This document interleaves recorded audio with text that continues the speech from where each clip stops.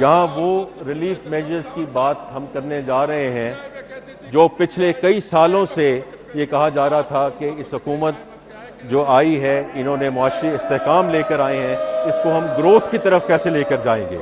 تو یہ جو اب ہم بات کرنے جا رہے ہیں ریلیف کے بارے میں، اور یہ خاص طور پہ وزیر اعظم پاکستان کی ہدایت، ان کی گائیڈنس، ان کی انسٹرکشن پہ یہ ریلیف جو ہے وہ پرووائڈ کی جا رہی ہے، تو میں سب سے کہوں گا کہ اس پہ ذرا متوجہ ہوں۔ سب سے پہلے تنخواہ دار طبقے کے لیے ریلیف۔ وزیر اعظم شہباز شریف کی حکومت سرکاری اور نجی تنخواہ دار طبقے کی مشکلات سے آگاہ ہیں۔ وزیر اعظم پاکستان کی ہدایت پر آج مجھے یہ اعلان کرتے ہوئے خوشی محسوس ہو رہی ہے کہ ہماری حکومت نے آمدنی کی 4 سلیبز کے تنخواہ دار افراد کو ریلیف فراہم کرنے کا فیصلہ کیا ہے۔ اس سلسلے میں جو تنخواہ دار 22 سے 32 لاکھ روپے کے درمیان سالانہ کماتے ہیں، ان کے ٹیکس کی شرح 23% سے کم کر کے 20% کرنے کی تجویز ہے۔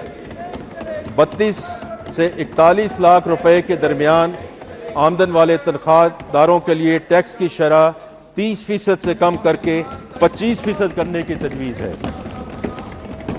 41 سے 56 لاکھ روپے آمدن والوں کے لیے انکم ٹیکس کی شرح 35% سے کم کر کے 29% کرنے کی تجویز ہے۔ اسی طرح 56 لاکھ سے 70 لاکھ روپے تک تنخواہ حاصل کرنے والوں کے لیے ٹیکس کی شرح 35% سے کم کر کے 32% کرنے کی تجویز ہے۔ جناب اسپیکر، یہ صرف یہاں تک محدود نہیں ہے۔ تنخواہ پر عائد ٹیکس کی شرحوں میں کمی کے علاوہ ہم نے ایک اور اہم ریلیف قدم اٹھاتے ہوئے تنخواہ دار طبقے پر عائد سرچارج کو بھی ختم کرنے کا فیصلہ کیا ہے۔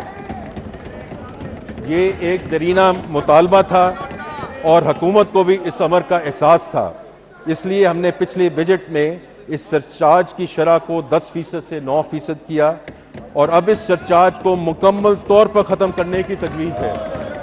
ان اقدامات سے وزیر اعظم شہباز شریف کی حکومت نے تنخواہ دار طبقے پر بوجھ کم کرنے کا اپنا آج وعدہ پورا کیا ہے۔ جناب اسپیکر، سپر ٹیکس کی شرح میں کمی۔ مجھے یہ اعلان کرتے ہوئے خوشی محسوس ہو رہی ہے کہ ہماری حکومت نے کاروبار سے 15 کروڑ روپے سے 50 کروڑ روپے تک کی آمدنی کی 6 سلیبز پر عائد سپر ٹیکس، جو 1% سے لے کر 7.5% کی سطح تک تھا، اس کو مکمل طور پر ختم کرنے کا فیصلہ کیا ہے۔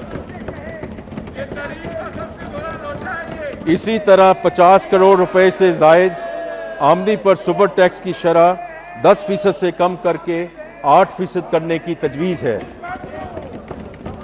جناب اسپیکر، اس اقدام کا مقصد چھوٹے کاروبار اور صنعتوں کو فروغ دینے کے لیے علاوہ کاروبار میں آسانیاں پیدا کرنا ہے۔ یہاں میں کہتا چلوں کہ آج جب ہم نے یہ تجاویز کیبنٹ میں پیش کی تو پرائم منسٹر صاحب کی طرف سے اور کیبنٹ کی طرف سے ہمیں یہ ہدایت ملی ہے کہ ہم ایکسپورٹرز پہ سپر ٹیکس کو مکمل طور پہ ختم کر دیں۔ تو ہم انشاءاللہ اس کو آگے لے کر جائیں گے اور اس بجٹ کے دوران اس کو فنشنگ لائن کے تھرو لے کر جائیں گے۔